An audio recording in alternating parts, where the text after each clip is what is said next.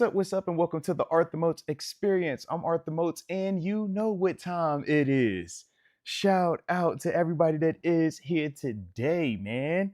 Got exciting action, man. We got us a quarterback under contract. Hey, now, super excited, man. We'll be obviously talking about Aaron Rodgers, Ron, officially being a part of the black and gold and participating in multiple practices, man. So we definitely like that. Let's see. We were gonna have my homie TG around 3:30, but the technology on my end tripping out. So we're gonna spin the block with him about a week from now, man, when I get my stuff situated. All right. Shout out the technology, though. Shout out, baby. But yeah, man, super excited about the guys that are in camp. And then, of course, we might have to talk about somebody that's not in camp. Oh, Lord. All right. Shout out to my guys, man. Shout out to my guys. All right. And look, either way, you either getting the money or you're trying to do things that are going to get you more money. So I suppose it is all good. But yeah, man, here we are, man. I'm trying to think. Last time we did a live, I had a senior in high school. Yeah, no longer have a senior in high school. My baby there graduated. She graduated. Hey. We done turned up. We done partied. We still partying. And yeah, we're going to party some more this weekend, baby. You already know what it is, man. So heck yeah, super excited about that though, man. And yeah, man. Yeah, things been good. Things definitely been good. But let's see, man. How's the gang been? How have y'all been in the comments, in the chat section, huh? I've seen y'all engaging with all of the content we've been putting out there, right? Even though we haven't been live, the conversation that me and Mark Bergen had, man, surrounding Aaron Rodgers, see a lot of y'all engaging with that, a lot of y'all commenting on that. We will continue to do more, me and him. Obviously, you got the TG reaction videos to Aaron Rodgers joining the squad, man. I see y'all engaging with that. Got some other content, man, that's in the works, getting cooked up and everything like that, man. We should be getting that out to y'all hopefully by the end of this week, early next week as well. But yeah, man, definitely like what I'm seeing. About how y'all are engaging with the content, even when we not always live. But on today's like the day when we all live, we're gonna cut up, have a little bit of fun now. Hey now. But definitely appreciate each and every one of y'all rocking out today. But with that being the case, man, what y'all getting into, huh? What y'all been up to on this here lovely Wednesday? I got on my The Professional t-shirt, one of my favorite movies, because one of my ones that remind me of me and my oldest, man, when it was just me and her hanging around, me, her, and my wifey, you know what I'm saying? It's like, yeah, it's gotta be The Professional, the hitter, all right? Shout out to Leon one time. But let's see, man, with the gang getting to the day, huh?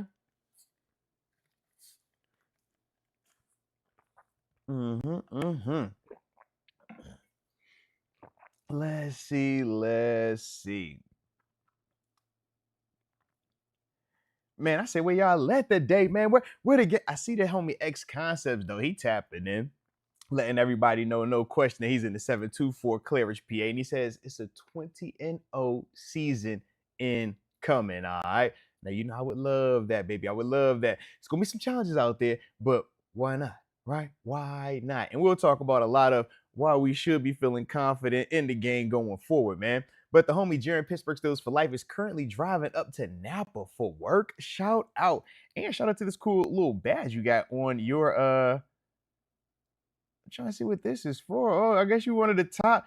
They got you as like the number one commenter right now. All right, followed by Rod Dollars and Booyah. All right. Hey, shout out to YouTube letting us know who really rocking with the channel. All right, I likes that. Shoo, man. And Rod Dollars also showing love to The Professional. He says it is a classic. I would agree, man. I said, I always love the shirt, man. Leon. Come on, man. Shout out to Leon, The Professional, man. But bump it, man. Let's get it going, man. Drop it in the comment section where y'all are tuning in from. So then that way I can give you the big boy shout out to start today's show. And of course, don't forget to hit that like button one time for the culture and subscribe if you are new to the channel. Let's get it. Got the homie, the Don Hefe Quan, the 323 Watts, California. Shout out to Watts. Of course, Lifted Ones in the 916 Sacktown. Shout out. And I do see the homie Dominic Balash in the 352 Mount Dora, Florida. you know we gotta give some more love to the homie Cody James, all the way from the 860. Shout out to the 860. Hannibal checking in from the 770. Atlanta, still celebrating his high school grad as well. It's a new world for both him and his son. Now I'm with you on that, man. Look, when you start waking up, you're like, hey, I guess you don't got to get up to go to school today. All right, this is kind of cool. Okay. I guess you don't got to study for no homework right now. Okay. This is kind of cool. It's kind of cool. So we're getting, we're getting used to the free time. Then she has a senior trip coming up, man. So shout out to the seniors out there that do get to take trips and all these other cool things, man. But yeah, and everybody keeps asking, hey, when's moving day? When's moving day? I don't know. I'm not rushing to find moving day just yet. I'm trying to take care of this day and the next day and at least the whole month of June before I even consider looking to see when my baby girl gonna be leaving me, man. All right, let's go. UW in the is in Cocoa Beach. Shout out to Cocoa Beach. Jaron Dixon in the 904. Duval. Shout out to Duval too, man. Now that I see these coming in here, man, let me show some more love, man. We got Still the Show in the house, all the way from Colorado to 720, aka the 303. Love to seize that, baby. Loves to seize that. Let's see who else we got in here, man. All right, Nemo Gaming in the 401 Rhode Island says he'll be there for that Patriots game as well, which should be a good game, man. Earlier this season, you know I'm excited about it, baby. Heck yeah. Now it's a party. Wendy Johnson in the building, the 562 Long Beach, California. Shout out to the LBC. Let's get it. Malvo Desert in the 562 East Side. And let's see, we will end it with the homie Kenneth Moses says, salute from the 757 Virginia Beach. Can this defense be special? I mean, I always say that's an internal thing, because to me, I'm like, they are special. I already seen them do a lot of special things. We talk about winning games in the between 2020 and current, right? By getting out of stadiums with defense, yeah, y'all are special because everything is geared towards offenses being able to score points. Rules are designed to allow defenders to not be able to hit receivers or opponents on offense, man. It's heavily geared towards offenses, not just success, but dominance. So, yes, I think this defense is already proven to be special. We're trying to see, can they be what we consider like legendary Hall of Fame status, right? And that's what that 2008 Steelers defense was. That's a all-time historically great defense. But to say special, yeah, this defense has been special for a while now.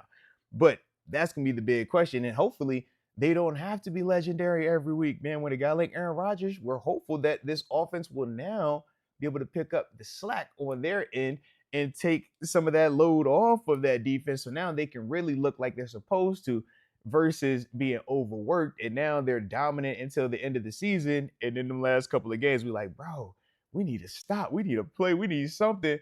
And they done used up all their juice. So that's kind of how I'm looking at that right there, baby. But let's get it. And I do see the supers coming in. Shout out to all the super chats, man, that are popping up on the front end, man. I do see y'all in the building, and I already know what y'all gonna be on, so I'm gonna get mine off first before we get it all the way popping and percolating, because Aaron Rodgers is officially a part of the black and the gold, man. I know for me, this was a little bit, I guess not a surprise, but it was a surprise that it actually officially did go down, largely due to the fact that we had to wait an extremely long time for Mr. Aaron to finally decide that, he was going to join the black and the gold. But when I think of Aaron Rodgers, man, I think of multiple things. I mean, number one, we got to talk about what he's accomplished in this league, right? Before we could talk about what we don't like about him, we got to talk about why he even matters, right? Because a lot of people just jump to the, hey, man, I don't like him. I don't want him because of whatever.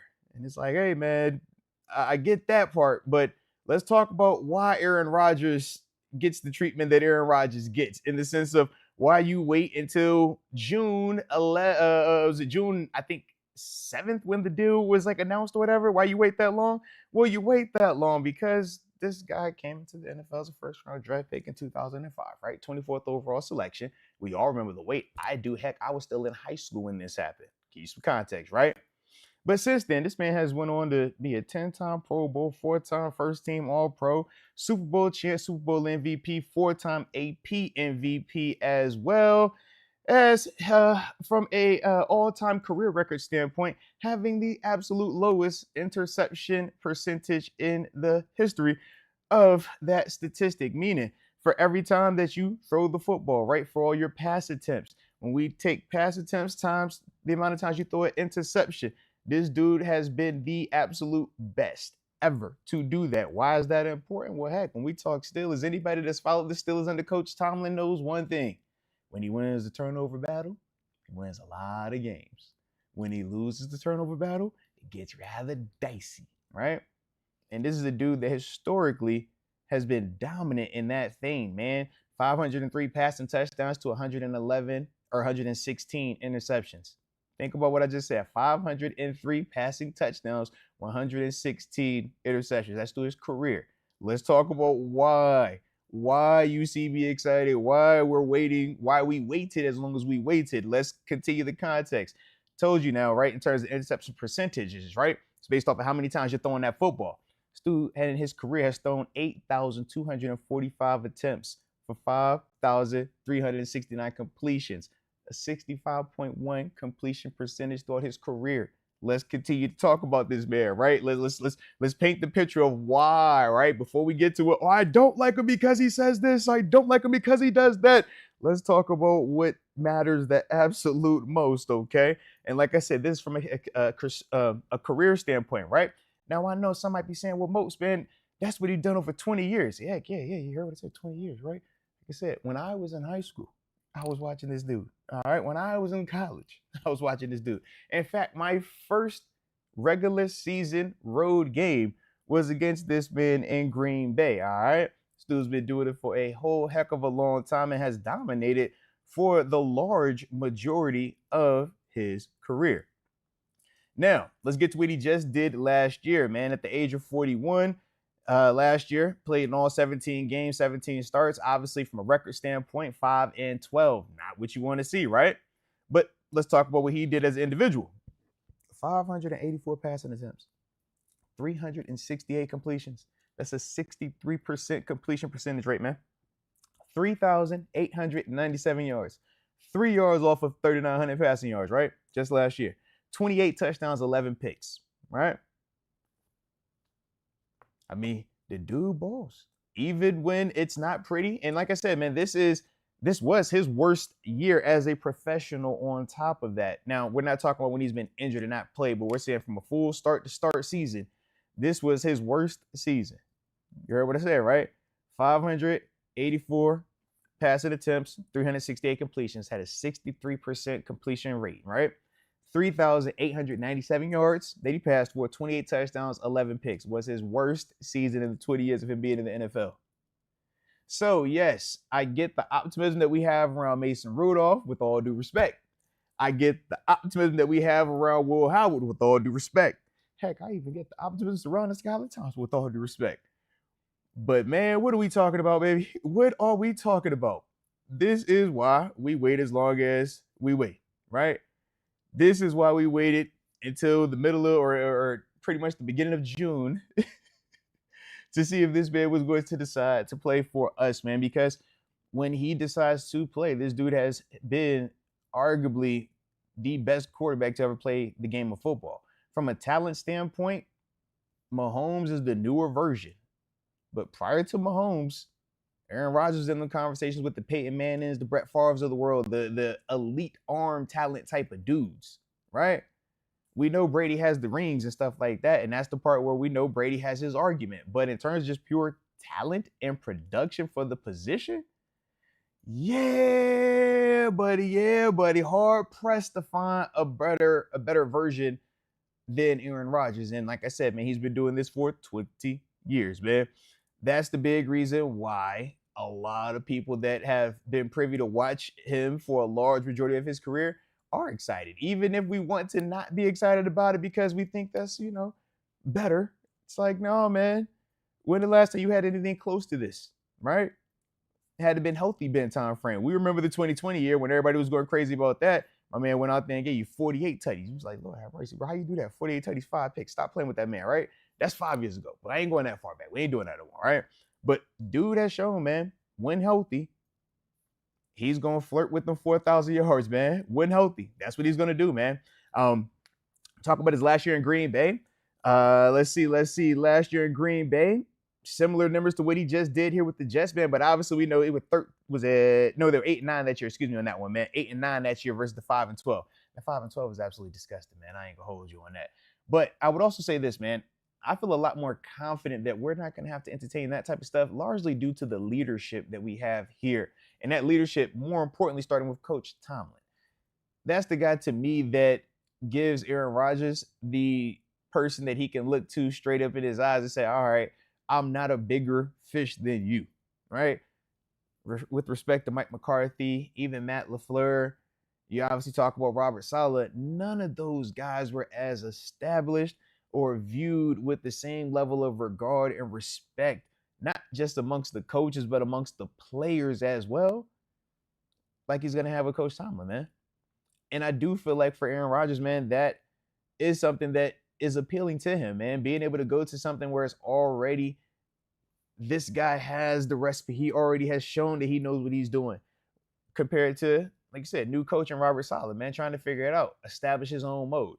You talk about Matt LaFleur, man, taking over from Mike McCarthy. New guy, trying to establish his own thing. Obviously, Mike McCarthy, he was still on the come up with Rodgers, right?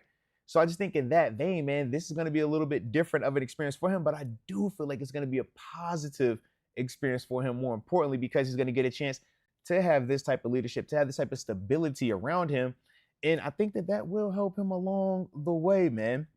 But on top of that, man, in comparison to the alternative options, right? When we're saying Mason, when we're saying Will Howard, when we're saying Skylar Thompson, not saying that these guys aren't capable of doing the same thing that Rodgers has done throughout his 20-year career. But the likelihood of that happening in 2025, it isn't as high as the likelihood of Aaron Rodgers throwing for at least 35, 36, 3,700 passing yards, at least being 3-to-1 touchdown to interception ratio.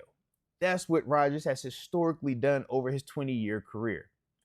Now, we obviously got to talk about some of the things that make us a little bit uneasy about the fellow, right? He's a media guy, kind of. Yeah, we know that McAfee show.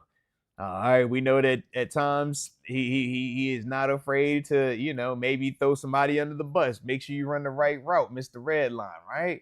We know how it can get at times. We've seen how the relationship can go sour between him and the coach and how awkward that can look. I mean, we all remember the Robert Saleh trying to give him the hug, and he's like, yo, chill, bro. And it was like weird, right? Super weird energy.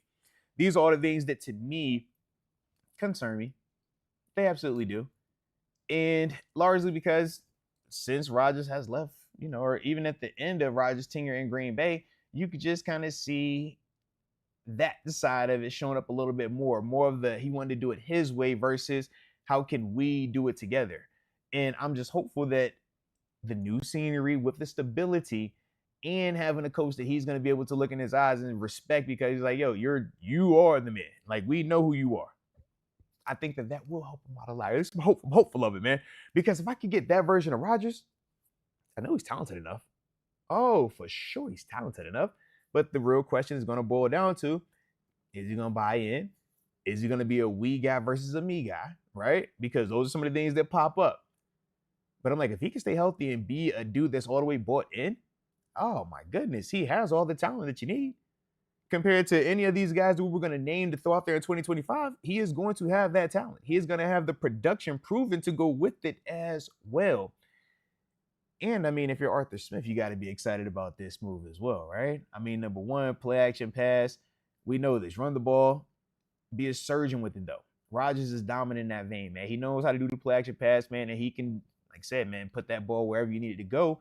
And that's what's going to happen in 2025. Those are the things that if you are supportive of the Steelers, right? If you get excited about Pittsburgh Steelers football, this is why you get optimistic. This is why you find hope. This is why you get excited.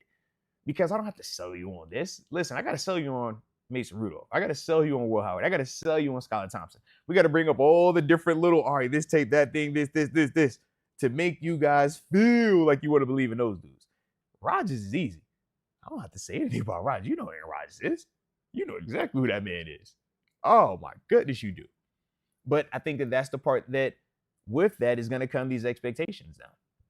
And we'll talk about those things, man, as we continue through, the offseason, right?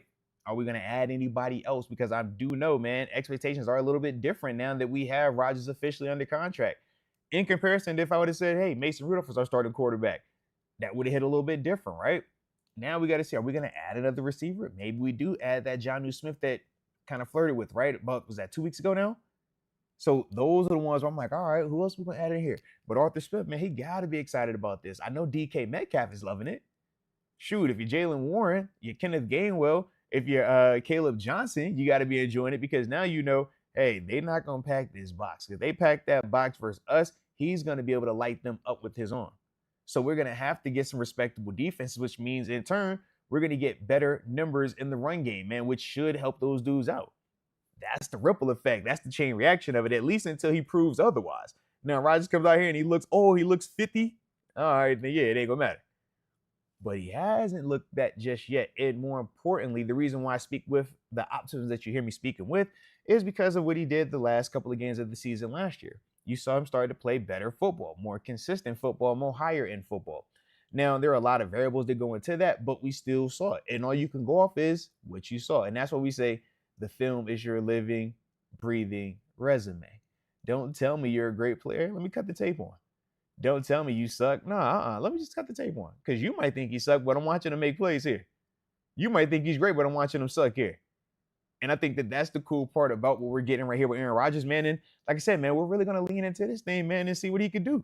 And the other beautiful part, before I open it up, man, because I do see a ton of super chats coming in, man. Salute to each and every one of y'all that are rocking out today. And don't forget to hit that like button and subscribe. But the other thing I'll say is this. The deal, 1 year, $19.5 million, 10 guaranteed, a ton of incentives. I love that deal. I love it for multiple reasons. The first one being this. It doesn't handicap us or handcuff us from doing anything that we want to do next year. Meaning, if we want to still move up in that first round and draft whatever quarterback that we feel is the golden ticket, whichever quarterback we think that is, we have plenty of draft capital. This didn't cost a draft pick in the least bit to go get Aaron Rodgers. And with it being a 1 year deal, you can still go up and get whichever quarterback your heart desires next year. I love that. All right. Other part is this. Heck, even if he went out there and balled out and did everything that we may or may not think he's capable of doing this year, heck, you can sign him back for another 1 year deal if you wanted to. And it still doesn't kill anything. You know why? Because he's already opened up to saying that he's willing to be a mentor. I know people bring up him in Green Bay with Jordan Love. I don't look at that as true mentorship because it wasn't like he was open and aware that they were going to draft Jordan Love in the first round. In fact, he wanted a wide receiver in the first round. Yeah, and it just became, all right, I will work with you, a la like Brett Favre and Aaron Rodgers, right? So we know how that goes. But different is what he communicated this go around this offseason with the Minnesota Vikings about being willing to take a mentorship role for JJ McCarthy. That is something to me that gives me hope that, hey, all right, even if everything goes great and we wanted to bring him back a year from now, we could still draft whatever quarterback we wanted to draft because this dude is on record saying that he would actually be a mentor. He would actually help these dudes out. And I think that that could be special for us, man. Obviously, we've seen what Jordan Love has been able to do since, taking over. And there isn't a surprise in the sense that, yes, I'm sure he learned some things from Rodgers, man. Absolutely he has. When you're around great players, you pick up great things. Otherwise, you're wasting your time. And those dudes typically don't stay in this league long, man. But that part, I'm like, yeah, I'm even more excited about that because we're able to take care of this year. We don't have to tank. We don't have to feel god awful because who the heck wants to do that? That's not what we are. I can assure you of that, man. So now you're going to get a chance to still be able to compete, go for it all this year. But if we want to move up, man, and go get a certain player next year, well, that draft is in Pittsburgh, baby. We're going to get that opportunity, man. So, like I said, for me, man, I love that. But let me talk about the incentives real quick before we get to these super chats, all right? So the incentives for the homie Aaron Rodgers, right? Make the playoffs. right? We ain't say win a playoff game. If he simply makes the playoffs this year, he'll receive $500,000. Nice little $500,000 roster bonus, or nice little $500,000 bonus right there. Now, odds are very, very high that he'll hit this one because Coach Simon typically has teams in the postseason a lot. All right, we ain't saying win it, but you gotta get into the postseason. All right, he does that a lot. So, next thing is this, man. If we go ahead and advance out of that wild card round, get to the divisional round, whether that be winning a game in the wild card round or securing a bye in the first round, along with Aaron Rodgers having to play at least 50% of the offensive snaps in the game, he'll receive an additional $600,000. So as simple as winning a playoff game will have him getting an extra $1 million, right? I love the incentive. Then from there, man, we in that division game. If he wins the divisional round playoff game and once again plays at least 50% of the offensive snaps, he'll receive an additional $750,000 on top of that, right? So now you're seeing how we're starting to add up, right? It's a couple of M's right there, just in simply getting inside of getting to the division round or even passing the division round. Okay. Now we get into the spicy dicey part of this contract, man. Win the AFC Championship while playing at least 50% of the offensive snaps. He'll get a cool $1 million, right? Love that. Heck of an incentive. And then from there, if Rodgers is able to lead us to the promised land and we actually win the Super Bowl, get that 7th Lombardi, and he plays at least 50% of the offensive snaps, he'll receive $1.5 million as well. And then after that, man, my man Aaron Rodgers, lastly, if he wins MVP of the regular season, which he's done 4 times this season, will also receive an additional $1.5 million. So multiple areas where he's able to make some substantial hay with these bonuses, right? Because we obviously talked about what he's getting in terms of his regular contract. So to me, I think that that's something that could be a large benefit to, number one, keep him motivated, right? Especially as the season goes on, because some of these incentives are more of the team version today, right?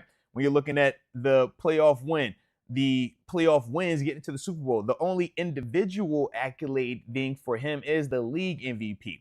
So with that, though, I think that, you're talking about almost close to $6 million in additional bonuses. Those are good incentives for this dude right here, man. But I also like the fact that we're protected with that clause saying that he has to play at least 50% of the snaps. Because now, if he's hurt, we're not on the hook for that money. We can still have team success without it hurting us in the process. But if he's doing what he's supposed to and he's the guy that's out there leading us, well, he's going to get compensated for that as well. And I think that, like I said, man, from my perspective, I think that's fair deal, man. At this stage for Aaron Rodgers, I think that's fair. Off of the seasons that he's been coming off of, I think that's appropriate. When you think about my man's availability these past couple of seasons, I'm like, hey, man, let me see you look right first for a little bit first, all right? Then we can talk some big money. But for right now, I like this, man. I like this a lot. But shout out to Aaron Rodgers officially joining the squad, man, all right? But you already know the drill, man. Don't forget to hit that like button one time for the culture and subscribe if you are new to the channel. Got Aaron Rodgers officially a part of the black and gold. So let's tap in, man. I do see some supers on the front end. Let's get to the first one. Now, your name got cut off a little bit at the top just due to how much you put in here. So shout out to the homie Harry Latch. But Harry Latch says, I like the Aaron Rodgers move because I'm a fan. But I'm still concerned they won't make it past the first round of the playoffs. AFC is too deep. I know the word isn't optional, but at times feels like they don't have a chance. Will be fun to watch, though. No, absolutely fun to watch. It is funny. The teams that people will bring up, when we're talking about some of these AFC North teams, one of the favorite ones to pull up is the Bengals. And it's like, all right, I get it. The team that didn't make the playoffs, yeah, they should be scary. I got you. All right, we know Baltimore, Buffalo, they real. We know that. We know Kansas City, that's real. All right, Chargers. Technically we did beat them already last year, right? I get it, though. They should be spooky. Should be. You know what I mean? We going down that list, but that's the part for me where, like I said, I know I should probably be more fearful, right? I should be, but at the same time, I don't really see what separates us from them right now, man. Outside of when you're talking about a Buffalo, right? We know Buffalo, we know Baltimore, we know those two. We know Kansas City more importantly because of Mahomes, right? But outside of those three that we just named, who do I feel is we can't beat? And I feel like we could beat those three teams I just named already. The biggest issue that we've had in any of those games over the past 5 years has been quarterback play. Is our quarterback good enough to win versus those guys? We haven't had a quarterback, at least in the past 5 years, that has proven to be able to do that. Aaron Rodgers, though, is coming in with a lot of cachet. He's coming in as, throughout his career, being one of those all-time great number one. This is the quarterback that everybody is chasing for a while now. Yeah, that is for me. Hey, shout out to Let's Go. You brought up the Broncos. I should be oh so scared. Oh so scared. I know we beat them last year too, but I should be oh so scared. I got you, man. I got you. That's the part where I'm just like, why is it that we should be like super fearful of those teams and we give them all the optimistic benefit of the doubt, but then when we talk black and gold, we act as if, hey, these dudes couldn't get any better. I know that this guy and this guy that we've added by way of Aaron Rodgers and DK Metcalf are a whole lot better than Russ or GP that we had last year, even Fields that we had last year, statistically speaking.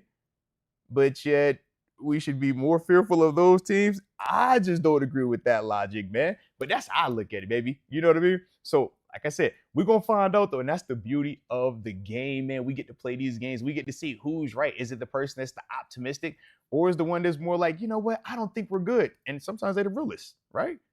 But then sometimes it's like, hey, man, that ain't the case. Sometimes it can be that. And then sometimes vice versa, man. But that's the part where I'm just like, which AFC teams outside of the same three that we've already named are oh so fearful? He's the boogeyman. Like that, like I don't see that just yet, man. But we're gonna work through this thing, man. Let's get it. Let's get it. All right, steal the show. Shout out. He says Rodgers in black, or he says Rodgers is back. Gold and black attack. Absolutely, absolutely, man. You already know. You already know. Let's get it. Let's get it. We also got Let's Go You Dub spinning the block in here. He says, we got a new Penguins head coach and Chris Letang might retire. I hope he doesn't retire. But at the same time, if he did retire, I could most definitely understand that. Tanger been down that thing for a while. He's been doing it for a while, baby. Shout out to the man. All right, all right. Then we also have Let's Go UW. And he says, I swear if I see one more rumor of Aaron Rodgers wanting Antonio Brown back, I'm going to lose it. My liquor store doesn't have enough Everclear for a season, dealing with both Rodgers and AB. Now, we feel like that currently. But there was a time. There was a time now. There was a time they would look at you and probably put you in one of them padded rooms with them jackets if you said you ain't want AB and Aaron Rodgers playing together. I'll just throw it out there, all right? So I know they both, well, at least one of them, he been a little bit more off the rocker than the other. Oof. Especially social media. Lord have mercy, my man's crazy. But there once was a time. There once was a time, all right? Let's get it, man. Alrighty. Let me see. Oh, chat jumped on me for a second. Alrighty. Oh, and then Let's Go UW also says, can't wait to be in this exact same position next season. Picking in the 20s and no answer at QB. Now, that's the optimism I was looking for. Let's Go UW. Shout out to you on that one, baby. Let's go.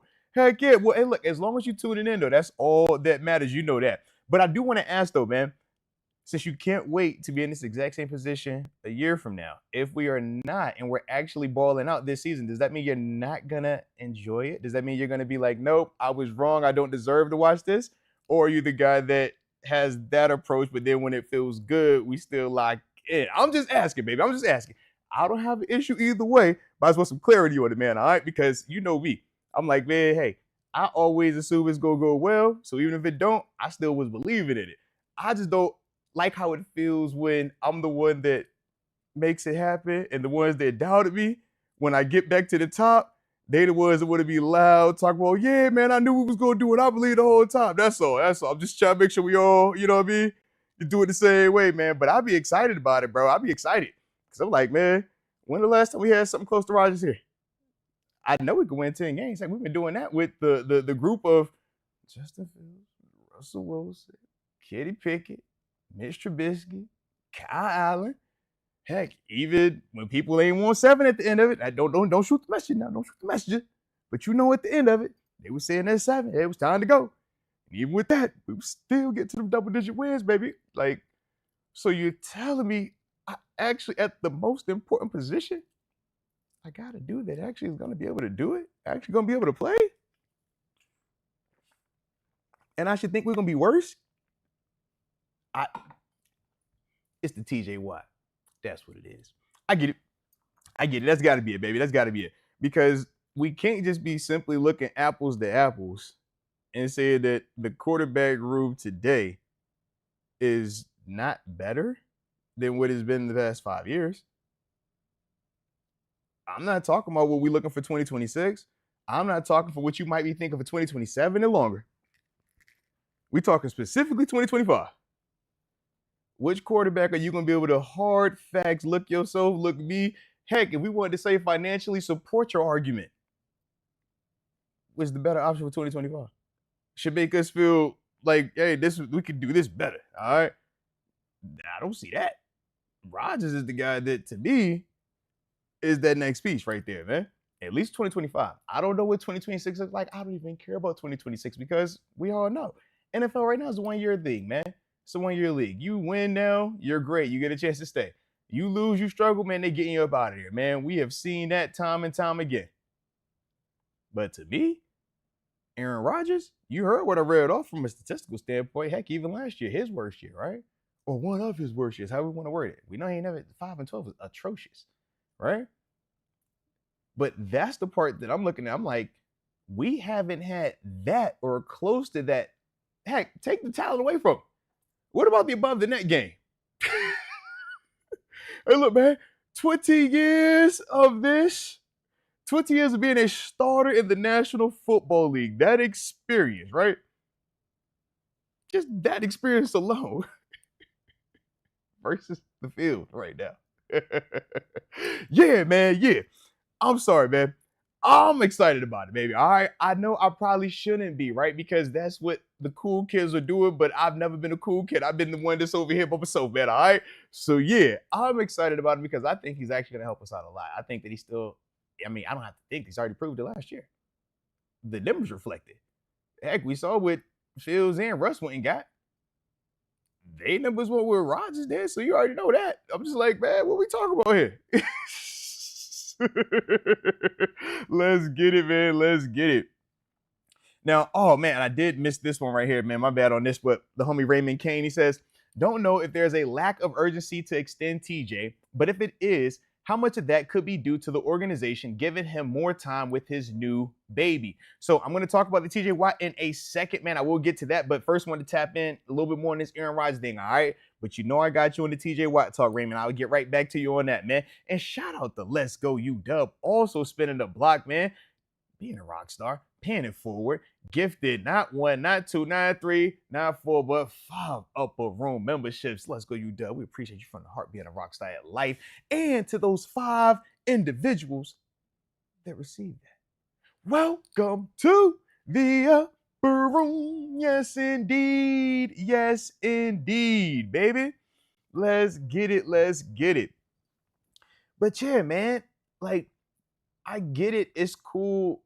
And I don't even want to say it's cool. At times I say it's lazy to predict who's not going to win because, yeah, odds are you're never going to win it, right? You're more than likely to be right if you always say your team's not going to win because only one team out of all 32 won the Super Bowl. And we said the team that has the absolute most historically, Steelers, and now what Patriots that tied us have only had 6.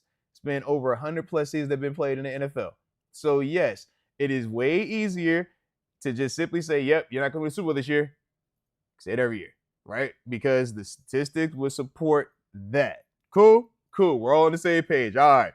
But in terms of, yeah, what makes each year feel a little bit different is the hope of it. Which makes each year feel different is you actually believing that your team has a chance. For some people, they don't like that belief. For some people, they too cool for that, and I ain't got no issue with it, man. Salute to them. I enjoy the roller coaster, though. I enjoy emotion, man. And I enjoy the opportunity to watch this team, man, to believe in this team. And when I look at why I should versus why I shouldn't believe in them, there are a lot more things to support why we should believe in this team than opposite of it, at least from my perspective on it. You know, whether we're talking experiences or even watching, it's like, yeah, there are a lot of reasons why to believe in this team. And Aaron Rodgers is a bigger piece of that. Now, there are some reasons why we should be. All right, bro. Let's pause for a little bit. And that's obviously when you talk about the TJ Watt scenario, what's going on with that? I mean, we're bringing in Jack Sawyer, but what's going on with that? We're going to talk about it. We're going to get to it, right? But that's kind of my mindset with this thing right now, man. But I do believe that, man, if Rodgers is, able to buy in the way that I'm hoping he's buying in, we'll be fine. Historically, health-wise, he hasn't been a largely injured, banged-up quarterback. But the Achilles was a random thing at 40-ish that wasn't cool. And we saw how long it took for him to start to look closer to who he used to be. But that's the thing that are the concerns there because he is going to be older. 41 years old, man. Will be 42 at late in the season. So we know that those are going to be some of the things that, you got to be aware of. But let's not act like Rodgers forgot how to play football. Let's not act like that because we know he does. Heck, I'm even excited that he actually pulled up to minicamp. He's actually out there practicing. Shoot, my dog was at Cam's golf outing on Monday. Shout out to that. Hey, get involved with the team, man. Get involved with the dudes. Show the dudes that you're not viewing yourself as bigger than, but one of. Because that's the mentality here in Pittsburgh.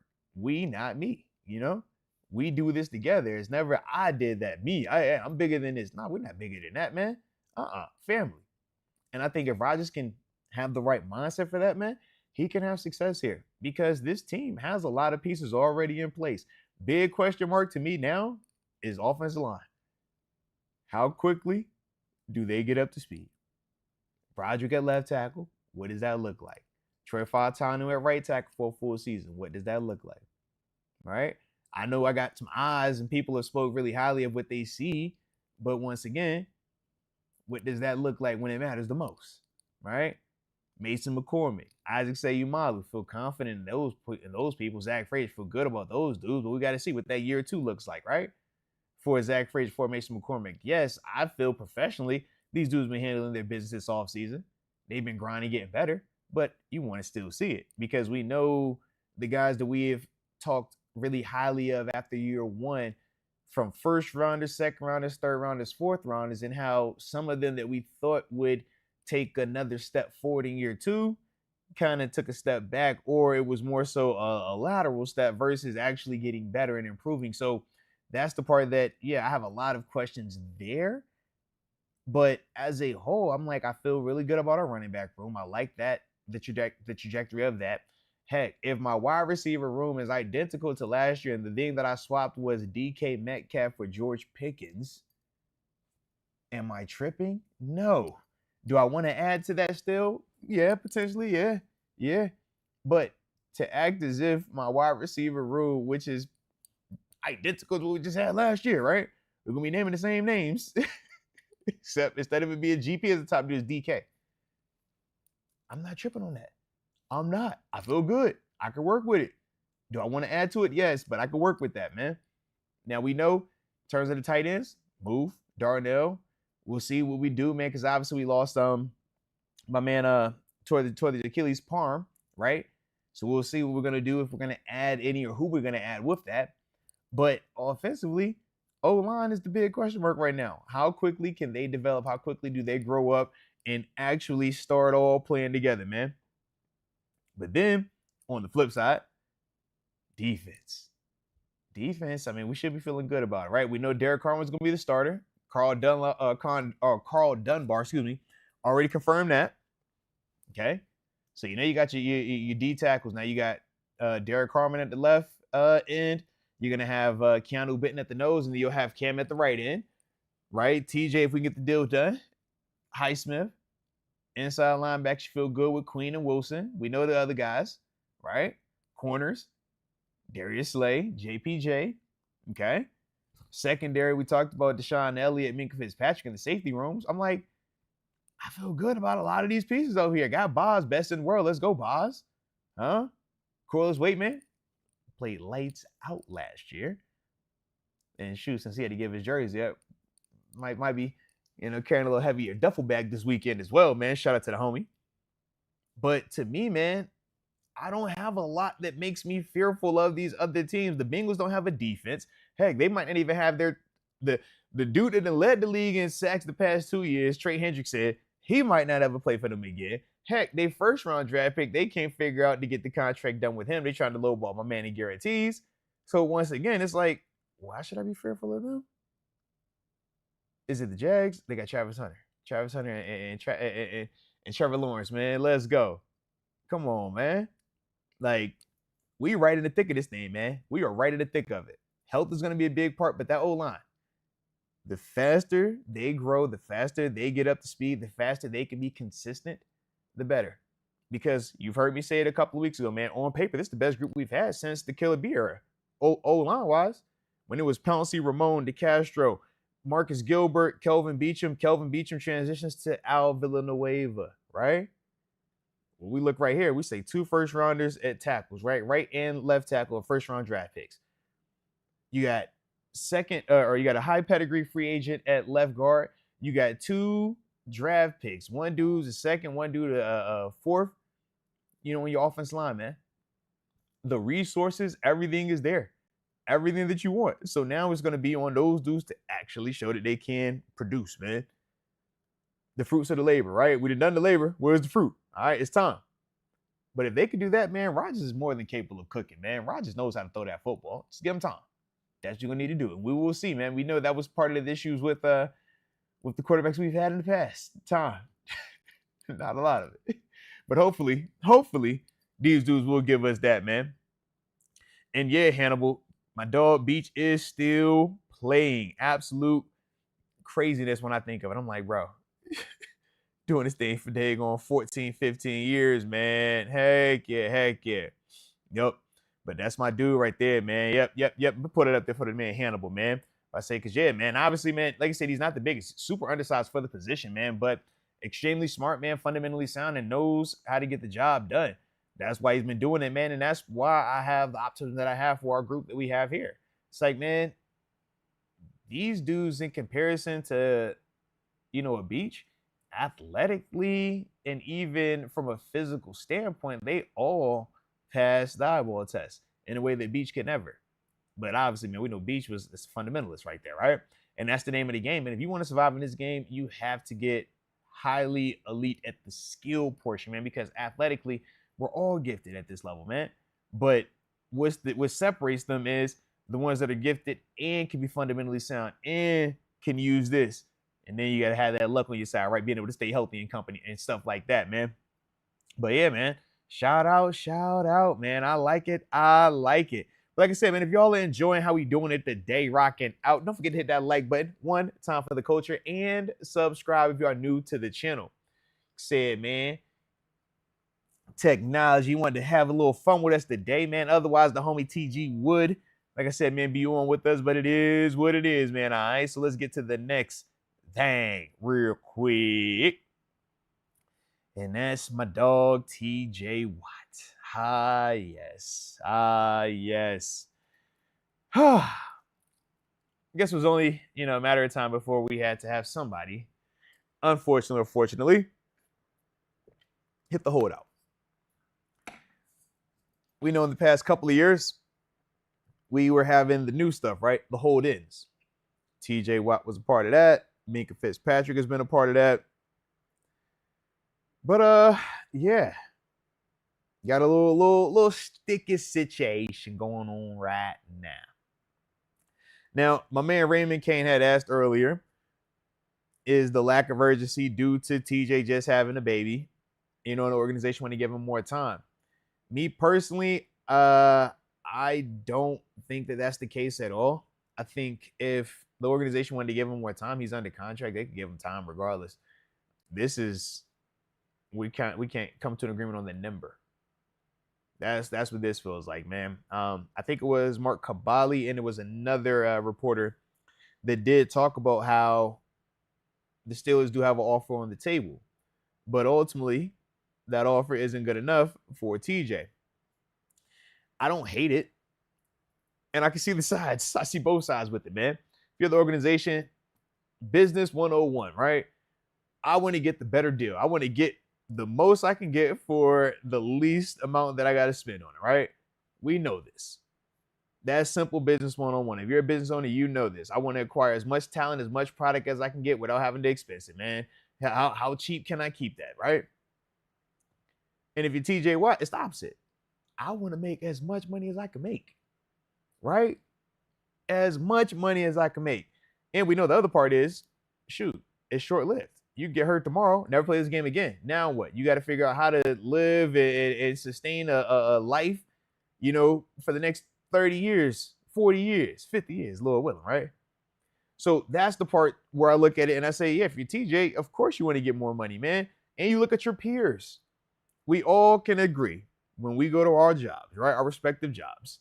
And you know what you do for work, and you know the person that does the exact same for you at work, right? Y'all might be equals. Y'all might not like each other. Y'all call each other rivals, but y'all know what y'all both do. Y'all know where y'all both are. And if you felt like you were their equal or better than them, and they got a substantial pay increase, you would not be okay with them getting a substantial pay increase and you not. In fact, y'all would do like most people do. You would first go holler at management, see what's going on, and then if they don't respond in the appropriate way, y'all going on Indeed, all these different job searches, and you trying to find a new place of employment that can pay you more, or at least pay you enough to make you feel like I don't have to come here anymore. And it feels the exact same way, baby. I know it's a sport, but man, it's real life the exact same way, man. So we can act as if Max Crosby getting, was it 38, I think, or no, 35 to 38. And then we talk about Myles Garrett getting 40 and a half. We could talk about that and act as if it doesn't matter, but it matters. It does matter. We're not saying that he wants to get 45, but it does matter. So to me, I look at it and I say it's more of that that's taking place, man. The organization trying to get TJ back long term or longer, but for a more team-friendly number. Whereas for TJ, he's looking at them dudes and he's saying, bro, look at what they got. I can't take 32 and this dude's getting a whole $8, $9, $10 million more than me. What are we talking about? And it's before Michael Parsons even gets his new deal. What are we talking about? We can't say that TJ's the best in the world and we know he's been the most dominant and it's the guy that deserves to be, 3-4-time defensive player of the year. Even though he already has one, he deserves even more of those. But now when it's time to negotiate and pay him, we want to pay him less than the dudes that we're hollering about him being better than. That's the thing to me where I'm just like, we can't have it both ways. And I'm a believer that TJ still has a lot of high-level football left, at least for these next 2 years. But I think that's the sticking point right now. And there's going to be some compromise on both sides. Organization might have to bump their number up a little bit, and for TJ might have to come down a little bit. But I do believe that they will be able to find that happy medium before the season gets here. I'm not worried about TJ Watt not being at minicamp for this, these 3 days, him holding out. I do not care. Why? Because I know TJ can roll out of bed and go get me 15 sacks, man. I know TJ Watt is going to still be that dude that has zero issues in the locker room, zero issues off the field. I know TJ Watt is always going to show up to practice. He's always going to be ready to play in that game, man, when everything is supposed to be how it's supposed to be. So I look at this and I say, man, if this is the tech that you got to take for business, I get it. Was the method that he used in the past a little bit more team-friendly? Sure. When he took I'm going to do the hold in, right? We saw him, he would be at practice. He went at practice. He'd be walking around. Then when it's time to actually go practice, he'll go inside. Like, I get it. I definitely get it, man. But once again, what are we talking about here? I mean, it's not like he plays running back, right? Because I get it, man. If you're running back, yeah, man. When you start getting 30, yeah, man, you can't kick. Hey, man, stay away from the dudes. We're talking edge rushers, man. Edge rushers have shown that they have an extremely long shelf life at this level. Okay? And once again, I mean, heck, even last year at 30, he had 11 and a half sacks. It's like, what are we talking about? The year before that, he led the league with 19 sacks. Like, outside of when he got hurt in 2022, he's been 15 sacks. I'm going to go even further. All right. The only year he's been under 7 sacks was the year he tore his pec. Right? He played the 10 games, got hurt. He had 5.5 sacks. Outside of that, you got to go back to his rookie year when he had 7 sacks. Other than that, we talking 13 sacks, 14 and a half, 15 sacks, 22 and a half, 19, and then 11 and a half just last year. Oh my God, he'll be 31 years old on October 11th. I do not care. What are we talking about, man? What are we talking about? This is that position, man. Do you affect the football? Right? We know wide receivers matter a lot. We know quarterbacks matter a lot. We know corners matter a lot. We know left tackles matter a lot. Pass rushers matter a lot. The way they impact the game, man. That's why they are who they are, man. When he's not impacting it, then yeah, I'm all for you. But to act as if even 11 and a half sacks a year ago, and that's a bad down year for him. What are we like? So when he had the 19 the year before that and he led the league in sacks, that was cool. That was at 29. But just a year later, when he went to 11 and a half, oh, now he's like, you see what I'm saying? I don't personally agree with that. I think that he's still capable because he's been showing it. But what I will say is he needs offense to hold up their end of the deal as well, because I feel like the best years from TJ have been when he hasn't had to play 1,000 snaps either, man. Right? When you're able to dial that back some. But we know that, hey, man, that hasn't always been the case, and that's why you allocate more for TJ and why he's been able to put that cape on for a lot longer. But I'm hopeful that a guy like Aaron Rodgers can take some of that load off. We talk about bringing in the Herbigs, right?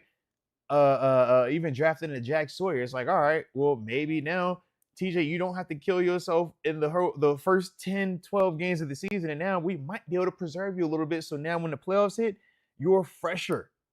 And now we can get even more usage out of you. But I look at all of those things, man. And I say to myself, okay, we can save the cost right here. But where does that production come from if you save that cost? We can look at the number. I can bring up the youth part, and it's like, well, which youth have done what that dude has been doing? It's not a lot of dudes out there that done what TJ has done, man. Not a lot of them out there, man. And that's why the dudes that are out there that have done what they've done are getting high money. Big, big money. High in them 30s, right? And that's all I'm saying. Like I said, I could see if he wasn't producing. If he wasn't producing, yeah, man, I'm all for the hardball game. I'm all for the, hey, man, take less. I'm all for that. Bring up the number of his age. I'm all for that. But the production is the production. Like, if we want to do the cheap route, cheap get you beat, man.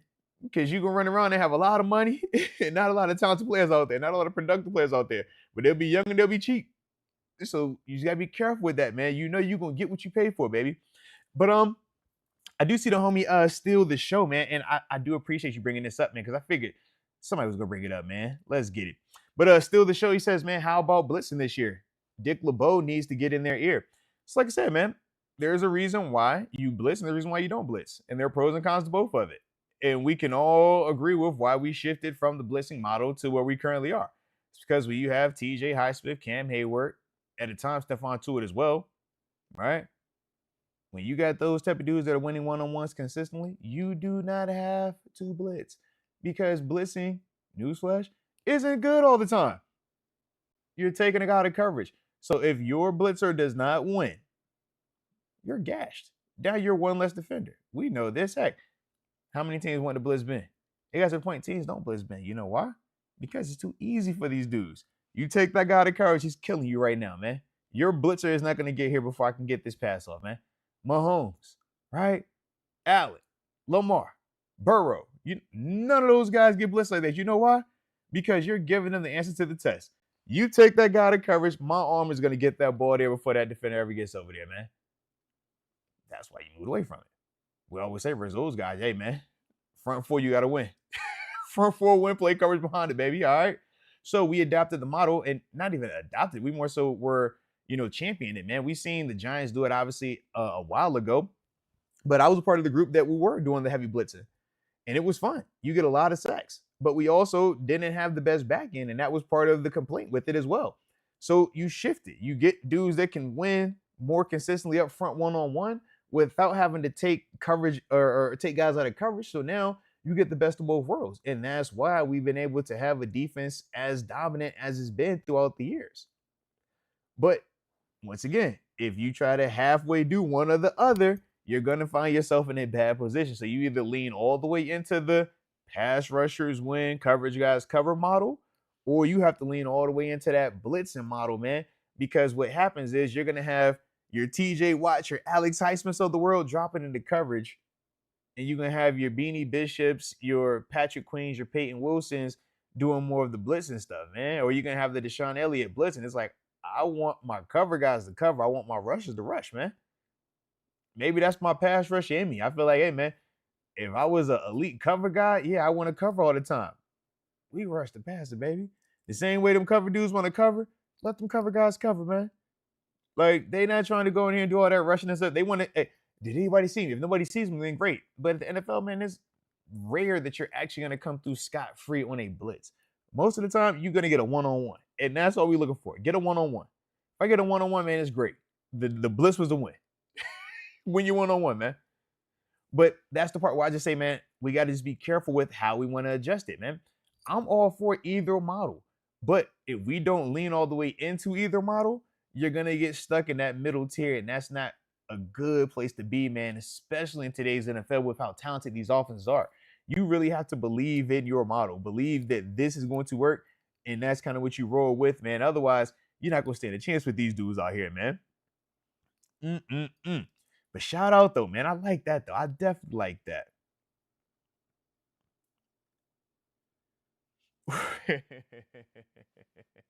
X-Concepts, man. I see you over there.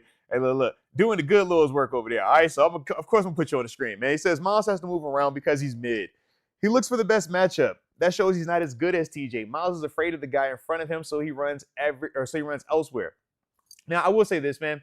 As much as I would love to jump on the he's mid-train, I can't do that because he still is a heck of a player, man. But in the sense of, yeah, one guy having to move around to get better matchups for them, yes, that is very true with Myles Garrett. Part of that is, his versatility that they try to use because he is a big athlete. But the other part is, yeah, man, let's get him an easier look right here. We see a lot of dudes do that. TJ is just one of the ones that is, like we say, true old school with it. Play on your one side and you make the offense have to react to you. You make the offense have to adjust to you. Miles, I mean, we've seen this approach. In fact, JJ Watt used to do it, right? JJ would line up all over, find the weak link, and that's the one he's trying to line up over, and that's the guy he's trying to cook. If you're going to consistently dominate it, man, we're never going to say anything to complain against it. But to me, I like the Aaron Donalds of the world. I like the TJ Watts of the world. I like the guys that it says, hey, I don't care who you put in front of me. You better put your guy over here because I'm going to destroy this dude right here. I don't care who you put. This is what I play. This is where I line up at. I like that mindset, but that's just me. It's a personal preference. Some dudes, they prefer, hey, man, move around. Make the offense have to adjust. Make the offense have to chase you. Nothing wrong with that either. It just depends on your personal preference and, like you said, your thing. But for me, man, as like a purist, a pass rusher, man, it's like, as a defender, man, I always thought it was the ultimate, like, sign of respect when they have to stop messing over here. They can't do that because you're prompt. They won't look at Deion's side of the field because he's over there.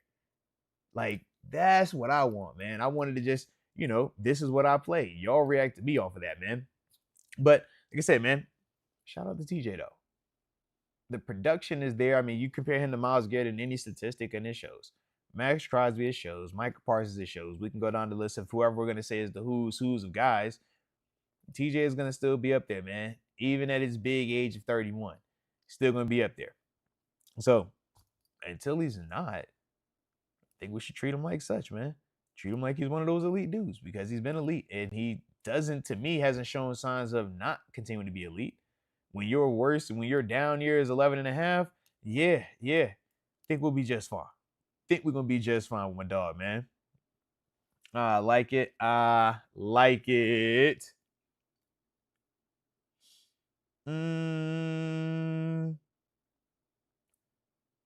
But yeah, man, we gotta see what's going on with the dog TJ though, man. Y'all let me know in the comment section too, man. What would y'all do with TJ, man? Y'all paying him? Would y'all up the number? Would y'all be looking elsewhere, man? Maybe going in a different direction.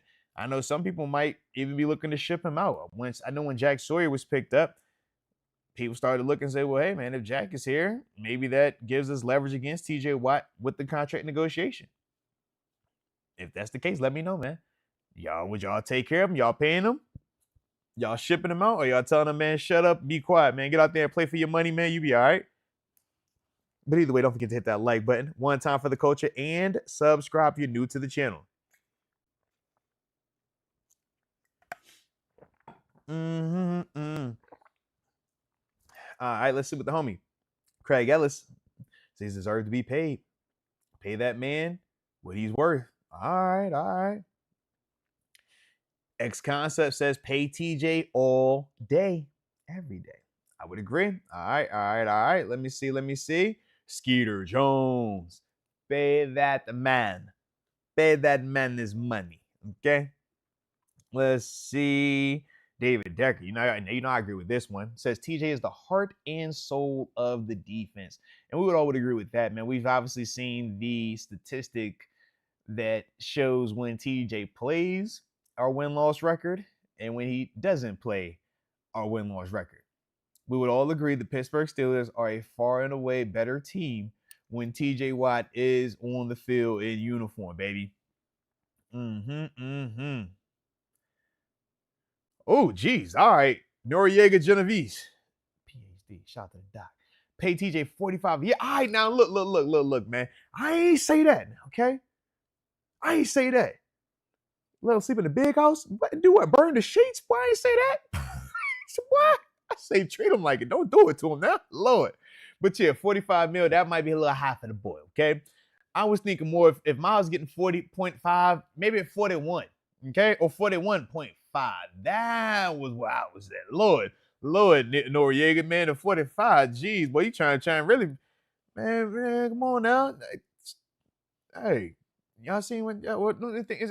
It ain't a recession anymore. I know there's something going on right here. Taxes is high. Hey, something got to be going on. 45 is a lot. We can't get on 45 now. 45 is too much. Hey, Jared Pittsburgh Steelers for Life simply says, yo, TJ, whatever you want, let me know. All right. Oh, now this is an interesting one from the homie Hannibal. He says, I think the biggest problem with TJ and his contract is J.J. Watt. He's acting like that divorced. Yo, you're funny. You're a funny Hannibal. All right, he says J.J. Watt is acting like that divorced friend that gets triggered whenever you say your spouse did something to make you. And then he says, do we simply need to pay TJ? No, I'm with you on that, man. I 1000% agree with you, man. Yeah. If you got that divorced friend or that single friend that just got a relationship, they always giving you the why you should break up advice or why it shouldn't work advice. I get it. They ain't never. Why you want? You know you gotta put up with that girl. You know you gotta put up with that. I don't know why you put up with that. No, man, get up out of his ear because JJ done been through some negotiations. JJ done been through some stuff, man, and obviously JJ, from a health and availability perspective, has also dealt with some more serious and significant injuries that to an extent have had him have to reassess financially what decisions he would be willing to make or what moves he would be willing to make. Because when you talk about one injury away from never playing this game again, you want to make sure that you're compensated in a way that if that truly was the case, you can lay your head down every single day after the fact and still be at peace. And that's ultimately what JJ, I think, is trying to, communicate with TJ and also let him know that, man, how many more big deals do you have left? Right? We talk about him being, 31 in that range. It's like, yeah, this might be your last big deal. After that, you're on the 1 and 2 year type concept, prove it type things to see if you still are that once you, have a couple more years up under your belt. So I think that all of those things are factors in this. And I don't fault JJ for that because as a brother, man, regardless if we talking about, the football part, it's like as a family member, as a brother, older brother on top of it, it's like, man, you want to see little bro always win. You want to see him always get the most he can get, maximize, what's gonna put him in the best position possible. So I can 100% understand JJ Watt's approach in wanting to push that on TJ. And if you TJ, I mean, hey, you've also watched what happened to JJ throughout his career. So yeah, I can understand both sides of that. But yeah, does that help the organization out? Absolutely not. In fact, it puts the organization in a very, very bad place because you got somebody that's counterproductive to your argument, man. So yeah, I can understand where some people might not be as fond of JJ's involvement, but like I said, from the brothers side of it, man, I can 1000% understand where he's coming from. Wendy Johnson kept it simple. I'm paying TJ. Uh-huh. Oh, and Noriega followed back up with why he's paying him 45 a year. He says he's a one helmet guy. And I do agree with that, man. He is most definitely a one helmet guy. Rod Dallas says, pay him. Man, he deserves it. I'm with it, man. I'm with it. Ooh, Malvo does it a little spicy here. Says, nah, I'm going to trade him. And I can understand that too, man. If you want to trade him, man, try to see what assets you might be able to recoup for him. I don't think you're getting crazy high level draft compensation for him, though. And I think that's the unfortunate part due to him being 30 plus and him, being in line to get a mega deal. If I'm having to do all that, I'm not giving up multiple first rounders. I'm not giving up multiple high level anythings when I know I got to trade and still pay this dude, man. And he's, like I said, 30 plus. I think of all of that, but it's different when he's already been in-house. He's already blood, sweat, tears here and still fully entrenched. We're not talking about learning curve. We're not talking about can he. We're not talking about familiarity. We're saying we know what this is. That's the part where if we're us, I still want to take care of a man. I'm like the 41 range. Like I said, man, I like the 41 range. I ain't tripping on that. And looking at Rodgers' deal, he didn't break the bank. It's only 10 mil, fully guaranteed. He was actually a man of his word. He said he would take 10. He actually took 10, right? Everything else is incentive based. So what's making me not be able to do it, right?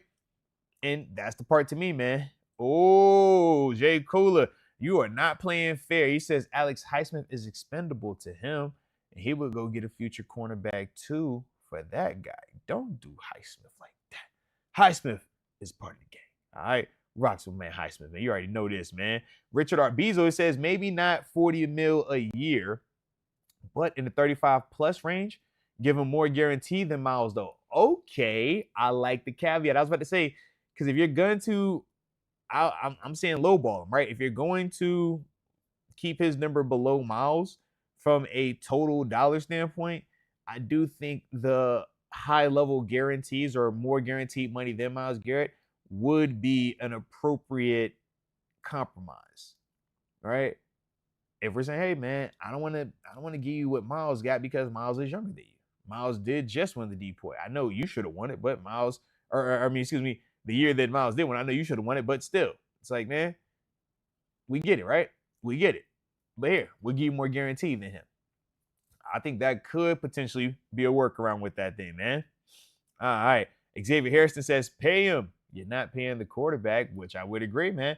And even a year from now, man, whichever quarterback we draft, regardless of where we're sitting in the first round, when you have the amount of draft capital that we have the ability to move up to wherever we're going to want to move to.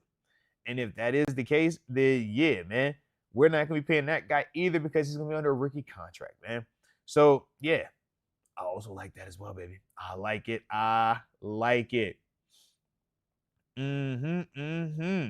Ooh, Leah One with the interesting take. She says, I'm always on TJ's side, but I'm annoyed always having some type of drama going on with the team.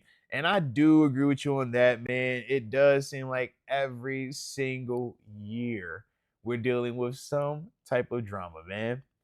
But I think that that's just the world that we're living in now with the NFL being so heavily covered. We know so much about guys' personal lives now that even if it's, not even on field related, we're still getting that information. I mean, I know everybody saw the Stephon Diggs stuff that's been popping up, right? It's like across the board, man. Just the amount of coverage, the amount of eyes, and the desire from us as consumers and media people that want this information. I just think that there's always going to be a certain level of drama surrounding it, regardless. I mean, shoot, last year, I mean, think about it. It was good drama, but it was still drama. Which quarterback is going to start? Russell Wilson and Justin Fields, right? And then before that, it was, all right, Kenny and DJ not seeing eye to eye all the way. Man, it's always going to be something with it, though. All right, let's see. But yeah, man, look like y'all believe in the boy in the homie TJ, man. Let me see. Okay, now Ryan McPherson says this: got to keep TJ Watt, but if he isn't satisfied, we have depth at the edge rusher position. I predict this defense will be stacked and is on the path to be a consistent powerhouse. 08 is back. Now, look, I don't think we get back to 08 status without TJ Watt being in the fold. I think if TJ Watt's in the fold, we have a chance because of all the talent that's around. But more importantly, I think the offense is going to have to improve and be more consistent for this defense to get to that level, because they flirt with that at times, and we see it every year, man. The first 2 months of the season, September, October, defense is dominant, man. They're cooking folks. We're winning games because of them. But then we get to November and December, and we're like, oh no, what happened? They're starting to slow down. We need to stop, right? January hits, and it's like, man, one and done. We couldn't get it out of there. And they burn out to me. That's the part where I say, man, if offense can do what they're supposed to do this year, man, sustain some drives, score points, take some of that pressure off of this defense, I think that they will be able to flirt with being closer to the 08 style defense than what we've been seeing in the past, where they lose a lot of steam late in the year, man.